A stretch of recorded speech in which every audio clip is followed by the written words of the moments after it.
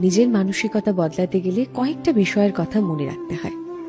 এক, এক্সপ্লেনেশন দেওয়া ছেড়ে দিতে হবে। প্রত্যেককে সবকিছু বুঝিয়ে বলার কোনো দরকার নেই। যা করছো তা যদি তোমার কাছে ঠিক বলে মনে হয় তাহলে নিজেকে জাস্টিফাই করার দরকার নেই। সেকেন্ড, এক্সপেকটেশন কমিয়ে ফেলো। অন্যের কাছ থেকে আশা করা বন্ধ করো। আশা যত কম, শান্তি তত বেশি। থার্ড, হার্ট হলে হেসে বেরিয়ে আসো। কেউ তোমায় আঘাত করলে প্রতিশোধ নয়, বরং সেই পরিস্থিতি এড়িয়ে চলো। নিজেকে শান্ত রাখো। ফোর্থ, অপমান হলে ইটস ওকে এই কথাটি বলে বেরিয়ে পড়ো। কারণ অপমান কখনো তোমার মান কমাতে পারে না। এটি তাদের চরিত্রের প্রতিফলন, তোমার কিন্তু নয়।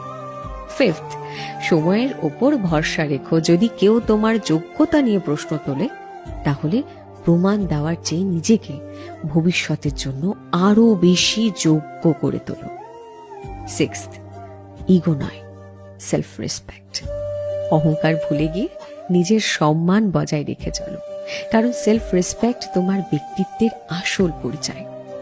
সেভেন্থ, নিজের জন্যে বাঁচো, অন্যের জন্যে নয়।